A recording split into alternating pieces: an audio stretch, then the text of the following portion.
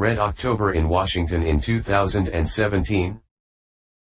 I came across a video on YouTube showing a presentation by former Soviet KGB propagandist Yuri Bezmenov, aka Tomas Shuman, who worked for Novosti press agency during the Soviet era until he defected in 1970. Yuri Bezmenov issued a strong warning to America that they were not living in an age of peace and love as many believed. Quite the contrary, he claimed. America was slowly being subverted into Marxism.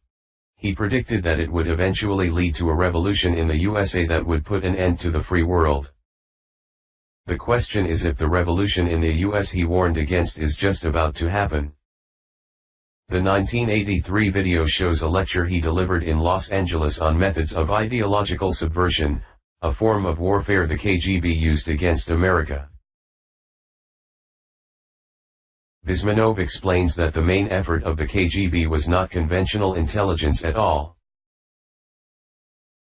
Only some 15% of resources was spent on James Bond-style espionage, while 85% was devoted to a slow process called ideological subversion or active measures. What this means, Bezmenov explains, is to change Americans' perception of reality to such a degree that no American is able to draw a sensible conclusion in the interest of defending themselves, their families, communities and their country, regardless of the abundance of information available to them. It is a massive brainwashing process achieved at a very slow pace. The process is split into 4 stages: 1. Demoralization, 2. Destabilization, 3. Crisis, and 4. Normalization.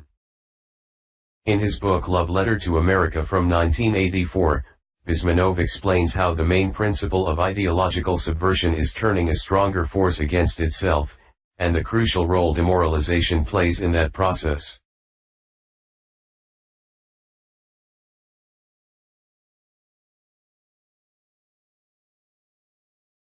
He writes, it takes about 15 to 20 years to demoralize a nation. Why that many, or few? Simple, this is the minimum number of years needed to educate one generation of students in a target country, America, for example, and expose them to the ideology of the subverter. It is imperative that any sufficient challenge and counterbalance by the basic moral values and ideology of this country be eliminated. The main methods used by Marxists in the West, Bezmenov explains, were to corrupt the young, get them interested in sex, take them away from religion, make them superficial and enfeebled, destroy people's faith in their national leaders by holding the latter up for contempt, ridicule, and disgrace, cause breakdown of the old moral virtues, honesty, sobriety, self-restraint, faith in the pledged word. The main targets are religious faith, education, media, and culture, hippie movement of that day. Although to all appearances America firmly rejected Soviet communism during the Cold War, Bezmenov very correctly observes that there was a massive undercurrent of Marxist-Leninist indoctrination at many, if not most, universities and institutions of learning, in the media and artistic communities in the West throughout the 1960s and 1970s that was never challenged or counterbalanced by fundamental American patriotic values. This was especially true of the entertainment industry. According to Bezmenov, a group of rock or pop musicians with a message of social justice sugar-coated in popular spiritual tunes was actually more helpful to the KGB than someone standing in the pulpit preaching Marxist-Leninist doctrine. The 1983 video shows Bezmenov explaining that the demoralization process in the US had already been completed to a degree beyond the wildest dreams of the top leadership in the Kremlin. This process was done by Americans to Americans thanks to lack of morals. Most of the people educated in the 1960s, intellectuals are now occupying the positions of power in the government, civil service, mass media, and the education system.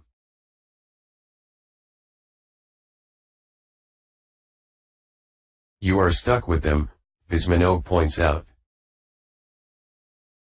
This has resulted in the ideology of cultural Marxism, which consists of eroding all traditions and values, thus destroying the foundations of Judeo-Christian culture. The initial round of Marxism, implemented in 1917 in Russia, was mainly about economical reforms and the distribution of financial goods. This model has now collapsed with the demise of the Soviet Union. No one fights for state socialism anymore. Multinational companies have taken over. However, the spirit of communism lives on in the West, the cradle of Marxism, in the shape of false compassion, freedom, and equality in absurd measure. The second coming of Marxism, which now unfolds in the West, assumes the form of identity politics, which aims to obliterate all distinctions based on race, gender, culture, and religion, using the weapon of open borders and mass immigration. The special target is the traditional family, which is attacked constantly and viciously in the attempt to create a culture in which identity and fundamental relations are dissolved. Transgenderism is another way to deprive a human of his or her fundamental identity. All this is done in order to allow the state or large multinational corporations to control these individuals, who no longer know for certain who they really are. As Soviet communism dismantled economic class distinctions, cultural Marxism and multiculturalism will obliterate all identity and national distinctions in order to facilitate global control of the masses. The white, Christian male, branded as a supremacist, is the new capitalist or nobleman, who must go to the scaffold, like the Tsar and his courtiers. Accusation of hate speech is the new form of censorship that radical leftists apply to control all discourse. The media have manipulated the concept of truth beyond all recognition of truth and falsehood. Truth is what the powers that be want to apply. As we witness the current development in the USA, especially after the violent clashes in Charlottesville and the disturbances and violence instigated by movements like Antifa and Black Lives Matter, it is relevant to ask following Bizmanov's analysis if the third item, the crisis, of the ideological subversion process is unfolding before our eyes in the USA. According to Bizmanov, it may take only 6 weeks to bring a country to the verge of crisis, as we saw it in Central America in the 1970s, and, after the crisis, the violent change of power, structure, and economy, the period of normalization begins, which will usher in a new regime. We have seen the same method used in the Middle East with the Arab Spring, and the Maidan coup in Ukraine in 2014. Western society is now undergoing the same process with destabilization through radical leftist movements and dominance of social justice warriors. Just now, protesters carry out a 10-day civil disobedience march starting on August 28 in Charlottesville, Virginia, headed to Washington, D.C. to fight white supremacy and demand that President Trump be removed from office. The march to confront white supremacy states it will travel to the nation's capital and then occupy it with nonviolent demonstrations. For years, white supremacist violence, rhetoric, and policies have escalated and intensified, exploding during Donald Trump's run for president and reaching a boiling point in Charlottesville, the event's website reads. We demand that President Trump must be removed from office for allying himself with this ideology of hate, and we demand an agenda that repairs the damage it has done to our country and its people, the march organizers wrote. Professor Mark Bray, a historian and lecturer at Dartmouth, author of a new book entitled Antifa, The Anti-Fascist Handbook, defined the Antifa movement recently in an interview on NBC News. It's basically a politics or an activity of social revolutionary self-defense. It's a pan-left radical politics uniting communists, socialists, anarchists, and various different radical leftists together for the shared purpose of combating the far right. In the interview, Bray explains that anti-fascists go about resisting fascism, and discusses if they are ethically reasonable as collective self-defense against fascism and Nazism. The resistance against the old, conservative America, also visible in the dismantling of statues, is now so strong that the opposition to Trump think it is reasonable to discuss if the radical leftist movements are ethically defensible in their fight against what they call fascism and the policies they claim Trump represents. As I see it, this bears an uncanny resemblance to the political events leading up to the October Revolution in Russia in 1917. Antifa, the tearing down of statues and the March on Washington now resemble the revolutionary Bolshevik uprising that brought down the government in 1917 and later, in February 1918, deposed Tsar Nicholas II.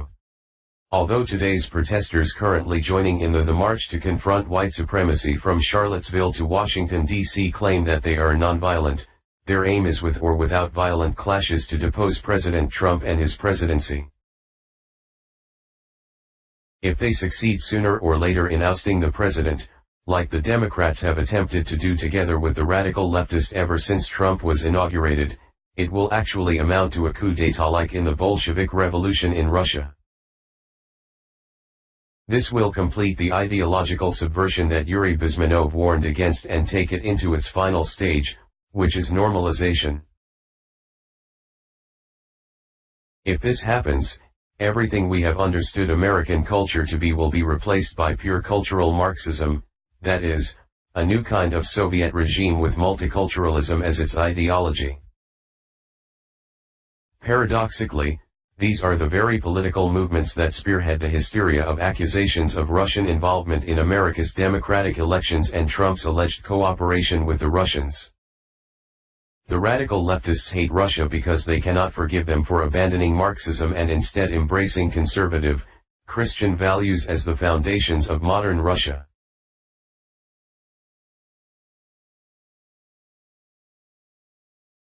Yet how will the right and the movement behind Trump react if the radicals leftist attack Trump in earnest? Former Trump advisor Roger Stone believes a civil war would ensue if Congress were to impeach President Donald Trump.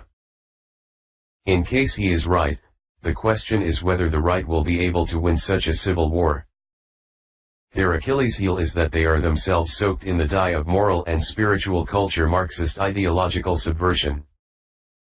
There are few genuine conservatives left, but many of them are moral relativists, who live by the cultural Marxist creed.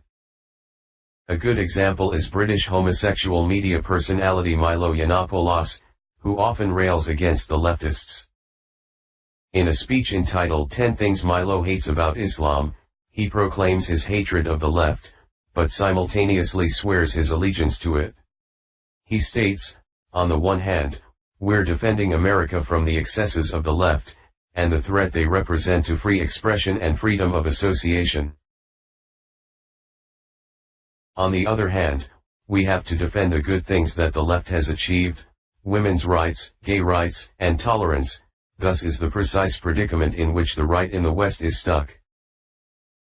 They are against the left's position on mass immigration, but their morals, culture, and spirituality are cut from the same cloth. Not that conservatives are against respect and tolerance, but the right's desire for civil rights are often based on moral relativism, which is at the core of cultural Marxism. Demoralization has also had its effect on the right, and therefore it has not the moral superiority to win the battle. It is not fundamentally separate from the left on sexuality and family.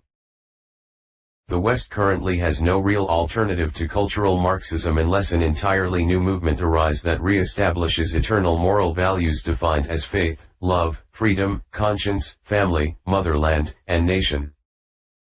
Bezmenov also points this out at the closing of his lecture, as he calls for a very strong national effort to educate people in the spirit of real patriotism and to explain the real danger of socialism, communism, welfare state, and Big Brother state. If people will fail to grasp the impending danger, nothing ever can help